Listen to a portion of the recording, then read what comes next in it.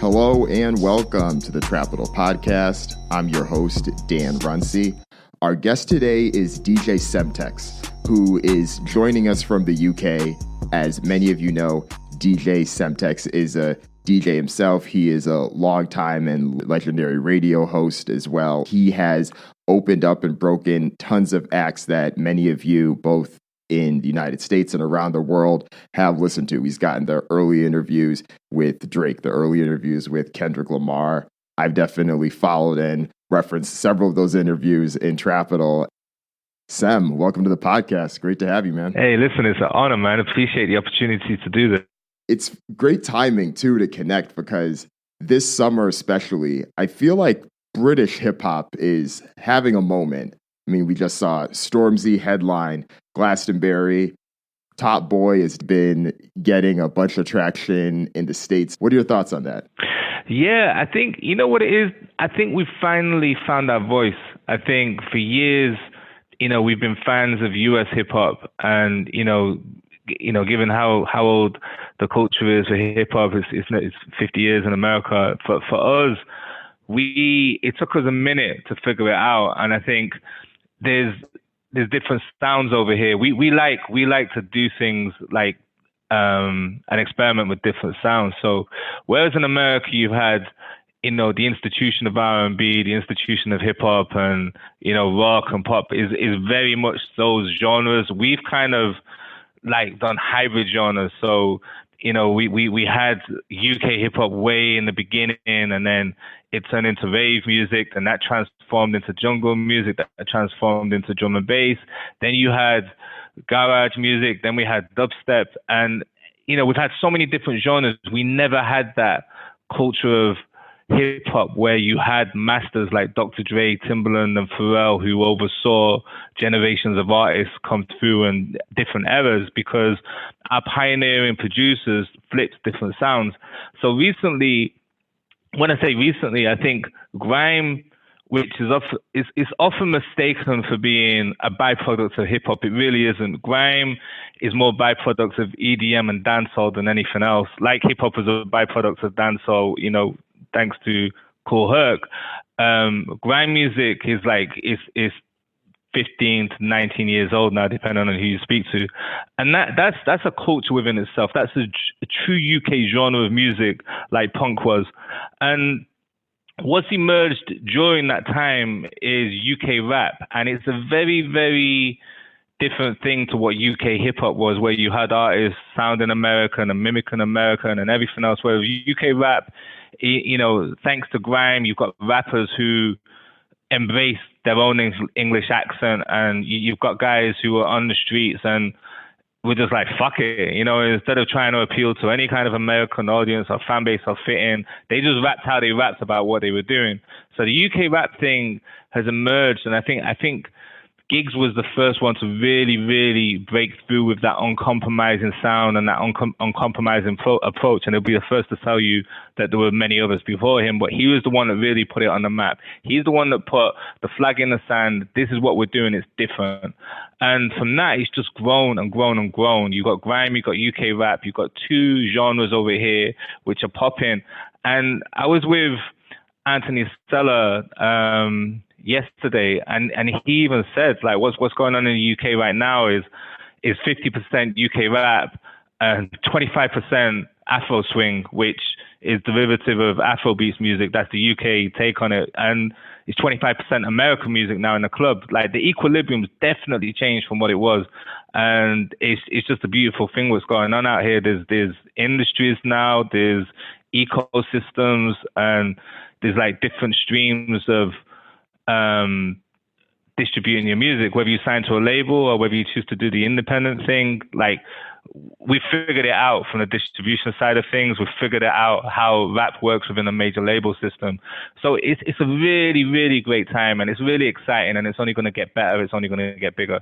Do you think that those sub-genres, whether it's grime or Afrobeats, do you see all of those being able to scale to the global perspective in the same way that trap music started in Atlanta and grew from there, and now that sound is global? Do you see that same thing happening?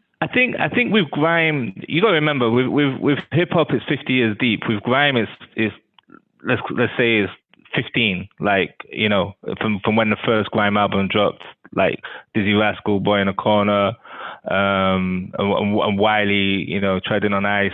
If you look at it from that point, it's still in its infancy, as great as it's doing and as well as it's doing. There's an artist called Kano who just put on a show at the Royal Albert Hall.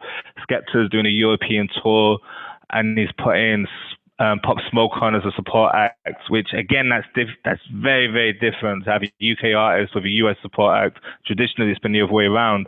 And I think it will pivot, it will scale up, and it's just a matter of time. There's a new generation of artists every year that comes through, and they refuel the culture, they refuel the genre.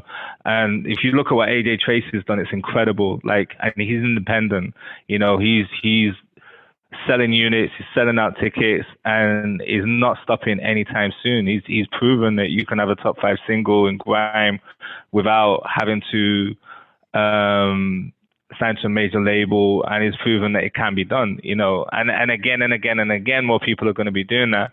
When you look at what Stormzy's done, you know, he's a pop star now. He's up there with the likes of Adele and Ed Sheeran. The album's going to be dropping next month, and you know, whoever blows up internationally first, I can't call it. I would say it'd be Skepta from the grime scene, because he's already made moves on what he did with A$AP Rocky and Praise the Lord, the massive club banger out here in the UK and the rest of Europe.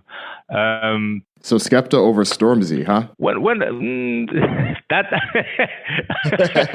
not Skepta over, not Skepta over. Yeah, I gotta be careful, but not Skepta over Stormzy. I think Stormzy over here is a household name. It's undisputed. He's a pop star. You know, he's what he's done with Glastonbury, what he did with Banksy, and everything else is constantly in popular culture.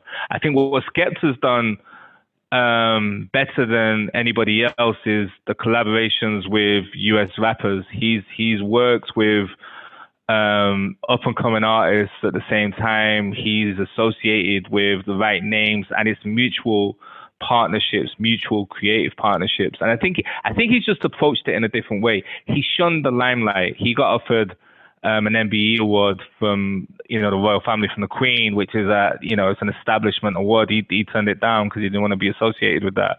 I don't think Stormzy would turn it down. They're very different artists in their approach to how they see their artistry. And I think Skepta's more on the counterculture type of vibe.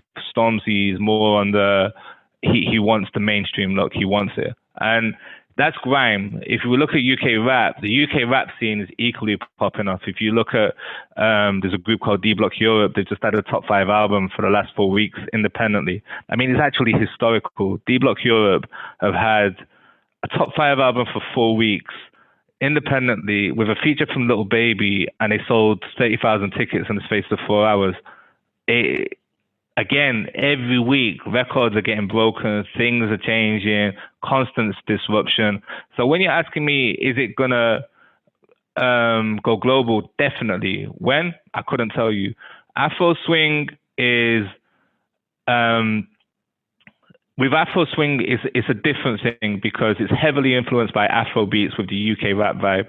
And over here, traditionally, the biggest minority demographic was, you know, Caribbean, which is why reggae and dancehall have been big for years. But, you know, if the statistics show it, the data from the government shows it, the Nigerian demographic is growing year on year, which obviously you're going to have that influence of youth music getting bigger year on year, and it has, you know. So the Afrobeat African artists are selling out shows and popping up over here, but the kids who are adopting that sound and, you know, merging it with UK rap, and they're taking it somewhere else. And it's more on the commercial scale of music, even though it's still very, very street. It's like our first urban form of pop music. It's unashamedly pop. You know, it's big choruses, big songs, singing, marimbas and everything. And it's another sound which is popping. It's going up. There's a group out here called NSG who are at the forefront of that. Jay Huss, I wouldn't say he's an Afro swing artist. He's a UK rap artist, but he's taken the African sound, applied it to his music thanks to his producer J5, and they've come up with something which is really unique. It's a different experience what's going on out here right now. It's a merging of sounds. It's a different way of releasing music, and it's a different way of doing business. And again, if you're asking me, is it going to go global? Undoubtedly, I just can't tell you when, but definitely in the next 5 years, you're going to hear more of these artists, more of these sounds, and we are going to be invading the US, whether people like it or not. I like that attitude. A few times you mentioned American artists. I think you mentioned Lil Baby, you mentioned Skepta's connections to US artists. How important do you think that cosign is from an American artist? A few years ago, I would have said it was imperative. But now we're in a situation where the biggest rapper in the world is Canadian. I think that's kind of gone out of the window. And it's crazy that the biggest rapper in the world has embraced the UK in a bigger way more than any other US artist ever has.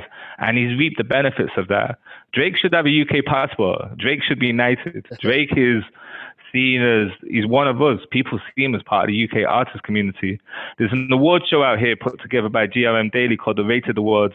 And in the best UK rap category, they put Drake in. And, it's a little bit comical, but it's actually, he's one of us, Nice. Yeah. So. Oh, go ahead. So I think it's still important, but it's not the be all and end all. You can crush it in the United States of Europe without having a US cosign. You can be the king of the UK castle without having a US cosign. Yeah, I agree. And considering the success that a lot of the artists in the UK have had, you mentioned a number of names that haven't had that big association. And I think it's good to see. And I think, to me, that's one of the indicators of genre of music truly getting there. Like, I think but it's nice to have the cosigns. But once the artist can do it on their own, I think it shows that not maturity, but it shows that growth path that the music is on. I've looked a lot at this with Latin hip hop as well. The US cosign, like from Drake, like, the song with Drake and Bad Bunny, a lot of that was seen as, okay, who can get Drake, who can't? But after a while, you're able to see that, no, these artists may have needed that and to begin with, but it's no longer necessary. And I think that growth is a great thing to see. Let me put it another way. You shouldn't be asking me how important is the US cosign. You should be asking me how important is the UK cosign. And if you want to break the UK, you really have to be fucking with us. You really have to be fucking with the artist community, because it's them days of coming over and being worshipped, they're over. It's like, we'll play your hit record and everything else, and we'll like it. We'll show you some love and everything else. But if you really want to get the full benefits of the UK market, you've got to work with UK artists. It's an unwritten rule, but now it's bigger than an unwritten rule. It's more of an understanding. Like, you really got to contribute to the culture, and it is about collaboration. It is about working with artists. And if you're smart, you'll get it, and you'll be doing it instinctively, not just because, oh yeah, I need them euros and I need them pounds. You'll be doing it, So I think it's definitely switched. It's like, don't get it twisted. It's not Skepta looking and ringing people up and DMing people. I get it. Like, when people land in the UK, yo, can you put me in touch with Skepta? Yo, I need to work with da-da-da-da-da. Like, it's a thing now. It's almost it's like having your passport stamped. You need to work with us.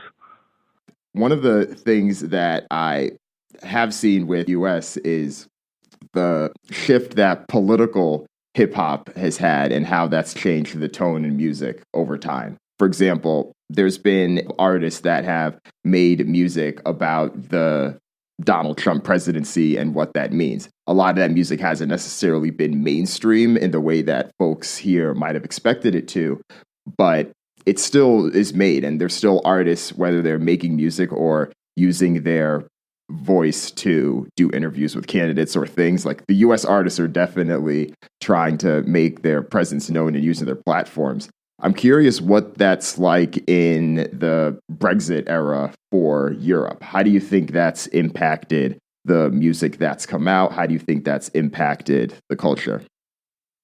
There was moments at the last election where Jeremy Corbyn, who's the leader of the opposition political party, he's the head of the Labour Party. He's had a filmed meeting with a grime artist called JME. He's professed to love Stormzy, and they've exchanged tweets and whatnot and everything else. I kind of get a little alarmed by that because, they know they need the youth vote.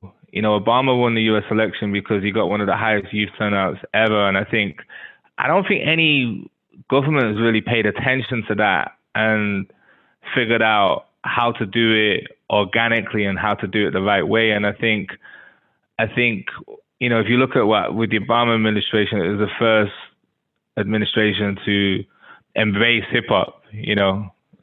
Before that, it was just Eazy or Bush Dinner or something, or LL Cool J co-signing something. But there was never an overt connection between hip hop and somebody who was a political leader in the US. It's never been done before.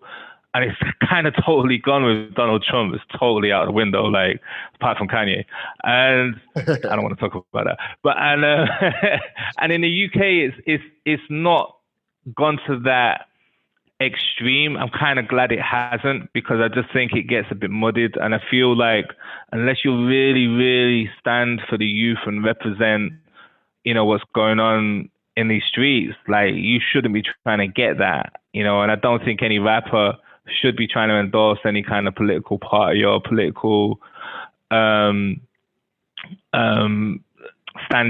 unless that person is doing something about knife crime or is helping kids get jobs or, is moving things forward, because it's not, the politics out here is kind of frightening how shambolic it is.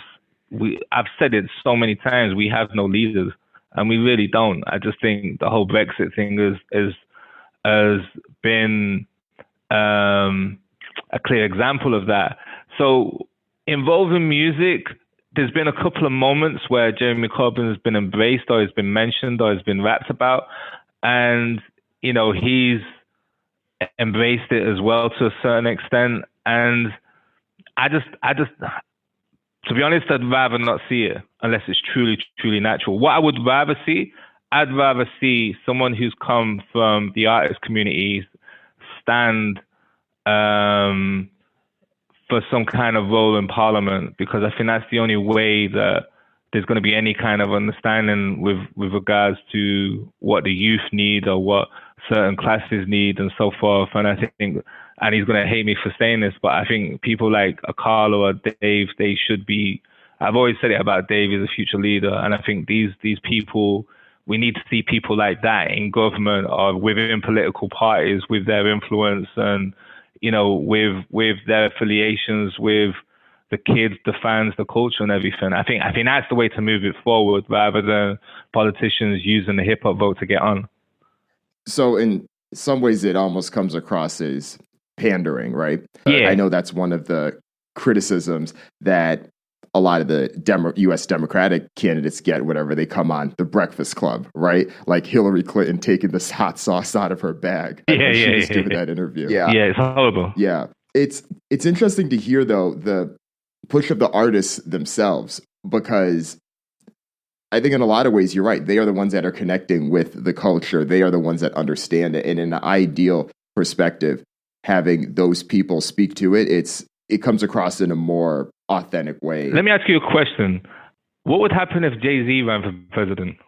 If Jay-Z ran for president, he would get a decent amount of the Black vote, I would say, just given the connections that he has. I think he'd be able to empower a lot of the youth. I think that some of the stuff from his past that was a bit endearing, like him selling crack and him selling cocaine, would come up again. It's odd though, because I think so much of that has been normalized in culture, and there's been plenty of our past presidents that have done bad things, but I think he may have to answer for that. I think there's some specific things like his statements on Kaepernick and all that, but I think it would be an uphill battle, because I'm not sure how Jay-Z's vote would turn over with like the heartland Democrat in the middle of the country, because I think in a lot of ways those are the ones that you need are the swing voters. But I mean, you asked me 6 years ago, I never thought that Donald Trump would have become president either. And they said it about Ronald Reagan as well. They never thought a TV actor would. I mean, look, the only reason why I'm saying, and I'm being silly saying it, but basically, he is the living embodiment of the American dream. You know, he did go from ashy to clashy. He turned his life around. He turned the negative to a positive and everything else and all of that.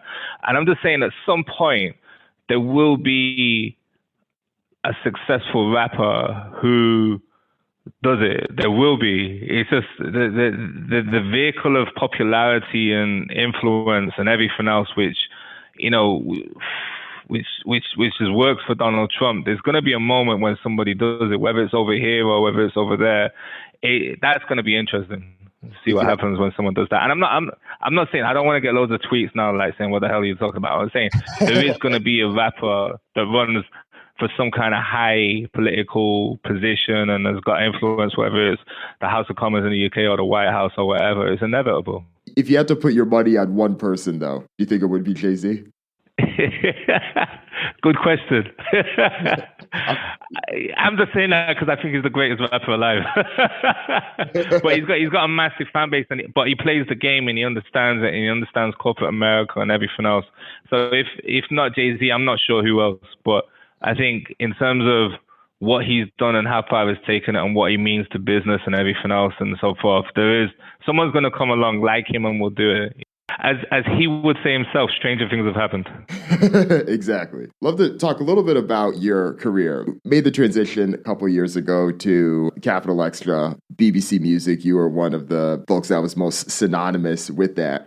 But through this time, through this transition, you've made a point, and you've said on the record too, about why the radio format is still important to you, even as the digital era continues, podcasting, video continues, and those are all outlets that you have presence in as well. But why is radio still so critical to you? I think radio first and foremost is about music, and it's the soundtrack to your life, you know, depending on what part of the day it is, whether it's the morning, whether it's the noon, or whether it's at night. And I feel that it feeds the community. You know, there's different aspects to it. Of course, you can hear new music, and of course, not everybody wants to just throw on a curated playlist, which is a bit, you know, you want that spontaneity. You want to be able to, you know, hear tracks when you request it and so forth, and hear the latest thing that just dropped and have some kind of context provided. I feel that when I'm in America, I see it more. You know, when I get off a plane in America, I literally walk around the streets of New York just to get a feel of what's going on, because you can hear what's popping coming out of the cars in the streets, like in the stores when the radio's on. And I know people complain about the playlist being the same on both stations in New York City, but it's still the pulse of the city. It's still the heart. It still feeds the community. It's still, you know, this is what's going on at this moment in time in New York City. And I feel like for what I do in the UK, it's got elements of that. But I have a lot of fun doing it. I love it. I love music, and I love being on air, and I love mixing. So first and foremost, as a DJ, I love doing it.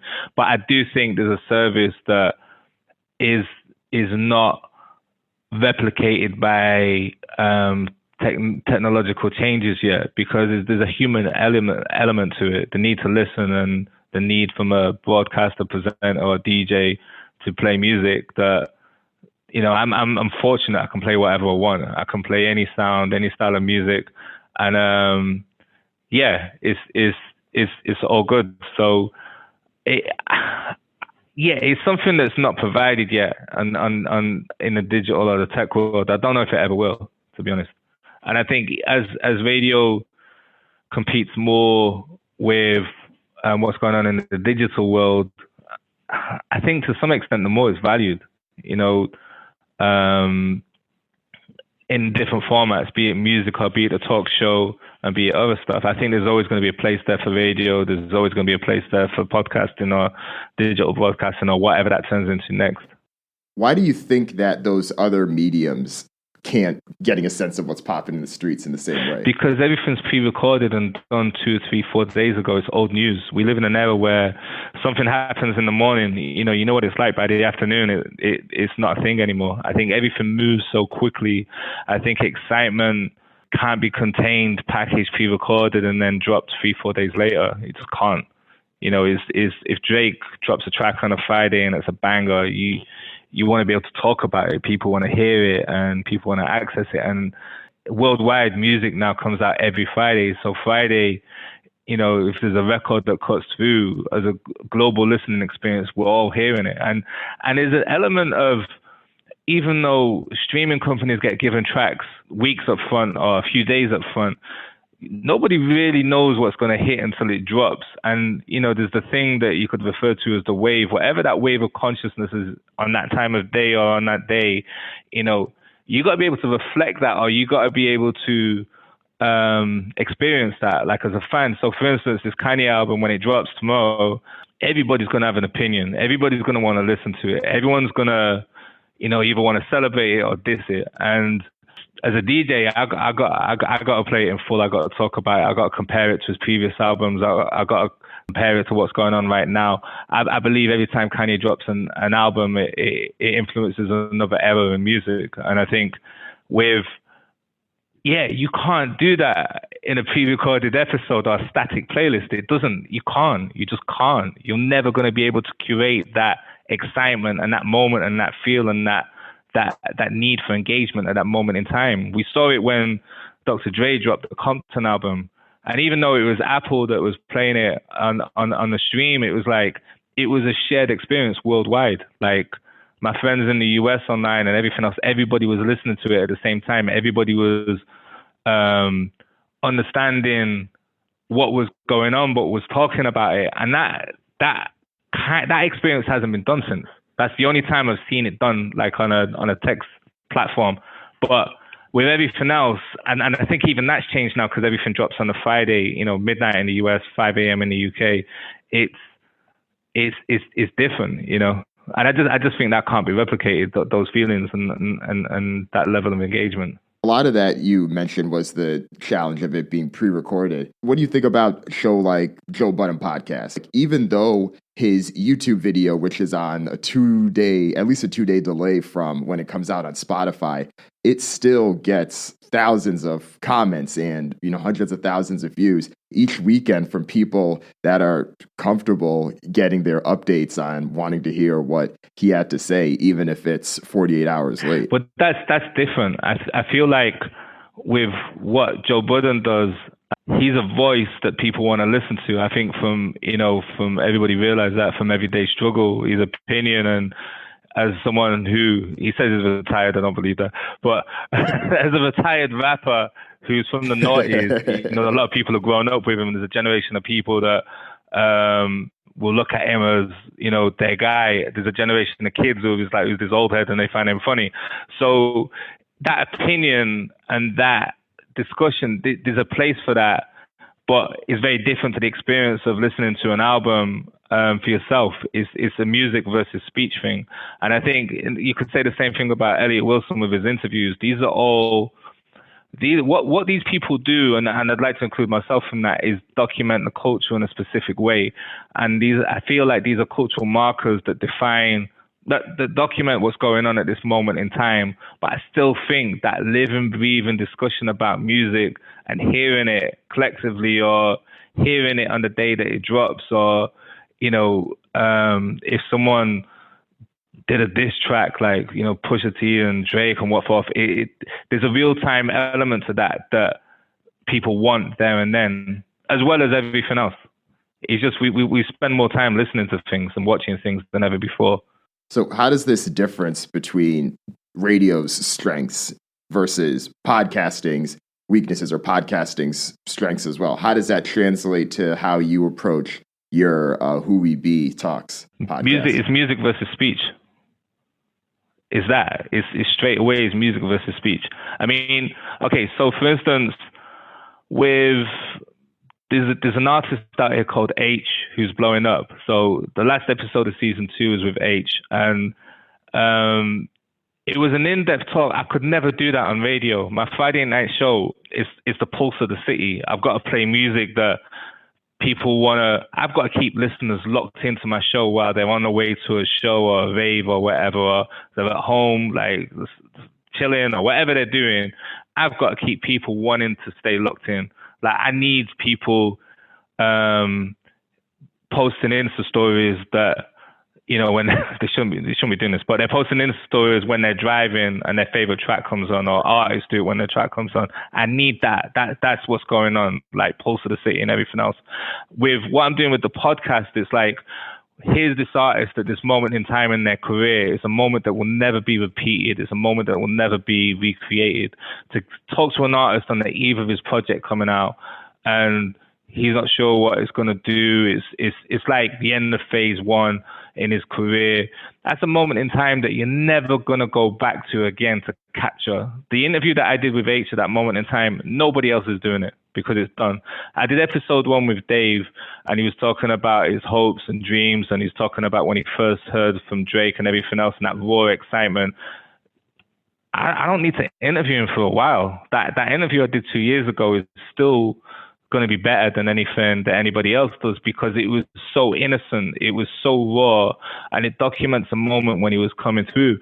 So that's the difference between what I do on the podcast and what happens on radio. I think that makes sense, especially because if you're able to capture a bit of that moment, then it sets you in a different tone as well, because I think oftentimes the people that are doing both simultaneously, both the radio and the podcasting, it's this balance where they should have the same type of voice in terms of the consistency of who they are, but they need to understand the differences between the mediums. And I don't think everyone necessarily does that. I think Charlemagne does that pretty well. But there's a few folks, I'm not going to call anyone out specifically, but there's a few folks that I think could do a little bit better job segmenting that. Yeah, I mean, I couldn't do what I do on the podcast on radio, and I couldn't do what I do on radio on the podcast. It's two very, very different things. And like I said, one's more an immediate lifestyle thing. One's more, this is a moment in time. That's the way I look at it anyway. But it's fascinating that, like you said, you know, you can recall 1 or 2 names. There's not many names that you're not saying 10 names. It's not, you know, a countless list. There's only a couple of people that do it. Few questions for you, quick questions before we let you go. We mentioned Everyday Struggle earlier. This was intended to be a debate style show. This was supposed to be ESPN First Take, Stephen A. Smith and Skip Bayless of hip hop. Do you think that type of show format can work in hip hop? Good question. I think it can if there is no. All right. I know every artist out here in the UK, and I know a lot in the US, and my approach to music is I want to see everybody win and everything else, and I'm here for the positive. I'm not here for the negative. I'm not here to put anyone down or whatever. And I think if you do that kind of thing, there's got to be a way where it's done without any kind of. See, it's difficult because everyone's got some kind of ties, but it's like from one extreme to the other. You're either going to get people who are too diplomatic and are not going to go there, or you're going to get people who are just going to be totally offensive, and it's some fuck shit basically. And I don't think either of them are the right formats to do it. I preferred Academic's YouTube clips. I thought they were dope because the way that he did his opinion, the way that he edited the video, and then his shock reaction, and and things were going on and everything else. And I don't know. I think when you're on a corporate platform, I don't know if it works. I don't know if you can compare the sport of sport with the sport of rap, because there's a lot at stake.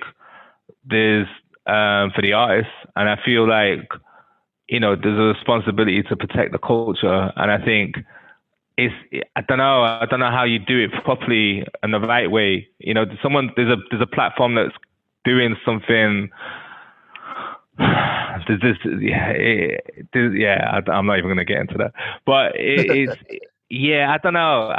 I think everyone's got an opinion, and I think it's important everybody has their opinion, but I just think when you start putting it in a format and a show and a corporation and it's amplified to a big audience, I don't know if it's good when it comes to that at that point. This is something that I even think about as well when I write Trapital. Of course, I've had several articles that have been critical about particular artists and how they've gone about particular decisions, but I'm bringing the facts, and it comes from an objective perspective of how I think their particular deal could have went, or strategy, which is very different than some of the more subjectiveness that needs to come through in a format show like that. What article have you had the most flack for in the past? Oh, good question.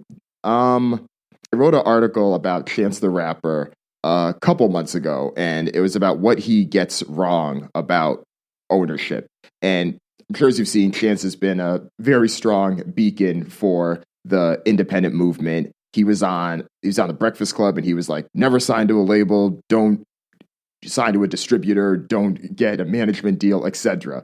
And of course, I'm like, okay, there's nuance to that, because if you're trying to get to, you know, if you're trying to be the biggest star in the world, it might be a little tough. But if you're trying to be a very successful artist and you're comfortable with some of the trade-offs, you can do that. And I don't think that nuance stuff necessarily comes off. And I think a lot of the people that are 100% in that pro-independence, anti-record label camp had a few challenging thoughts for me on that. So that's one that comes to mind. I mean, I think with that, I mean, I always say you got to do what's right for you. You know, there's an artist out here called JME. He does everything himself. He no manager. He says it on his bio. There's no manager, no this, no that. He does everything. He produces, raps, and everything else. Highly successful, but not everybody can be JME. You know, there's some people that need to do label deals, some people that are just destined for distribution. It's just, you just got to do what's right for you. I don't think it's down to anybody to say don't do that, do this. I think that's a bit wrong. I think the artists got to figure out what's right for them, and that's it, and their team. You know, so that's crazy. Next question. You mentioned before that you knew that Kendrick was special. I think it was after you had heard Section 80, or you even knew that Drake was special early on. And I often hear people say that, and I'm like, okay, it makes sense. We can connect the dots and see how things were there, even in their rawest things they put out. But was there anyone that you thought was going to be special, or you had that instinct, but things didn't turn out that way? Lupe Fiasco. I feel like he should have been where Kendrick is. I feel like he could have done it, because he's an amazing lyricist, very cool guy. He's got a different way of looking at things. I did a documentary for the BBC about hip-hop and Obama, and he was the only person that had a truly objective viewpoint on him. Like, everybody else was like, oh, you know, black president and this, and, you know, glowing things to say about him. He's the only person that really broke it down why, you know, Barack kind of wasn't that guy for him. And I feel like from when he was coming through, from when he was doing the early mixtapes, he was incredible. You know, from when he flipped Kanye's Diamonds and everything else and all of that, like he should have really been in a different place. But I get it. You know, he had a really bad experience with the major label system and everything, and he's had other stuff going on. But like, you know, he's still to this day he's one of the dopest artists. But and you know, I'm not saying he's not done it because he isn't within that realm of where Kendrick is. But I do feel like he should have been recognized more than what he is. And Yeah, that's the one that immediately springs to mind because he was dope. And with Kendrick and Drake, it was, even with Kendrick, it was before Section 8. It was it was the EPs and the mixtapes. What he was doing, Overly Dedicated and everything else. And there's a guy who was working on my site at the time called Roy. He actually put me onto him, and it was like, yeah, you could just hear it. You could hear it. You can hear it in the bars. I'm a rap enthusiast. Like I love music with substance and great lyricism, and you can hear that very, very early on, even though they haven't got that body of work yet that everybody else understands, or the hit that connects everyone. But, if you're a fan of lyricism, you can hear it in the music from day one. I would agree 100% on Lupe Fiasco. That first album was a classic. The second one was great. And at that point, everyone really was looking at him as that next guy. And yeah, as you mentioned, the label stuff. And I think it was also an interesting time for the politics.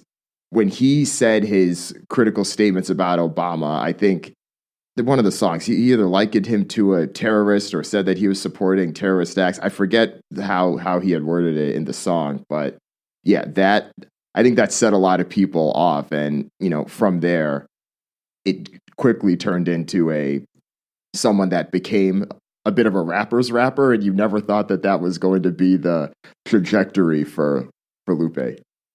Last question for you. I was looking at my own Trapital numbers analytics the other day. I saw that London was actually the fourth biggest market, and I was impressed by that. You even spreading the word for me out there? Maybe them retweets are kicking in. But I think it's good someone like yourself pays attention to what's happening out here because, of course, I'm incredibly passionate and loyal to what we do out here, but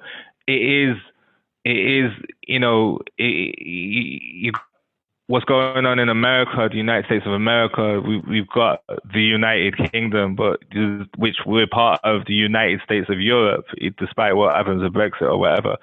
But it's fascinating what's going on in France at the moment, what's going on in Germany, what's going on in Italy, what's going on in Sweden, definitely Africa, what's happening over there. Globally, it's incredible, and Russia as well. It's incredible to see what's going on, and India. All of these scenes worldwide, like, labels refer to what's going on in India, China, and Africa as developing markets. I think that's a bit insulting, but there's scenes everywhere, and there's artists that are popping, and God bless streaming, God bless social media, because the world's become a smaller place, and we're all learning about each other, and we're all merging sounds together and everything. But out here, it's turning into a very real industry, and it's almost two-tiered. You got the independent industry and you got the major label side of things, but touring, if someone was to do research on the figures, the amount of money that's being made for touring right now as a genre or genres between grime, UK rap, and with Afro swing and everything else, there's a lot of money in this market, and I feel that it's only going to get bigger. The influence is only going to grow. I feel that there's only going to be more collaboration, and I'm glad, because for years it was like we look up to the US and the US look down on us, and now it's different. It's a level playing field now. There's still some work to be done. There's still some numbers that need to match, but proportionately for the size of this country compared to the size of America, we're definitely getting there. Yeah. Which artists do you genuinely feel, not who you're paying attention to because of, the business or, the media profile, but is there anyone who you've connected with just purely like, I can actually listen to this. I like this guy. At YBN Corday, I think that, right, yeah, he's really impressive. His flow is great. I think that he's still a bit slept on, even though he's performed at SNL. Yeah, I think that album was good, and I think I'm interested to see where he's gonna go next. What about from the UK? From the UK, I thought that Giggs was going. I'll say this: I thought that when Giggs had got on More Life, I was like, okay, because I'll be honest, that was my first exposure to him, and I was like, oh, this is dope. Like, we need to have more of this. And I was kind of surprised that we didn't see more, but I think that was the first person that had stuck to me. Stormzy, I think the first time that I heard, I felt like I more so needed to get a bit more accustomed to the wave and accustomed to the music he was putting out there. But Giggs was the first person I would say that spoke to me. Okay. Yeah. Okay. Cool. Yeah. If when something to consider when in terms of when you're writing about over here, you should really look at the business of D Block Europe in terms of what they're doing as a duo, as an independent rap act. That they like is D Block Europe is two MCs, Young Ads and LB, and they're inspired by D Block. Like they love D Block. They're fans of D Block, and very early on in their career, they connected with them, and they were given Jada's blessing to use the name D Block Europe over here. Now, whenever I speak to anyone American, they're like, "What D Block Europe?" Like, yo, the term D Block Europe over here, the kids who listen to them have no idea about who Jada Kiss Styles and Sheek Louch is, or the actual D Block. If anything, it's like a stepping stone to learn about a group that laid the foundations for like New York hip hop and everything else. But over here, D Block Europe, the wave that they've got and what they're doing and the momentum, like I said, selling crazy tickets, getting crazy streams, and it's not stopping anytime soon.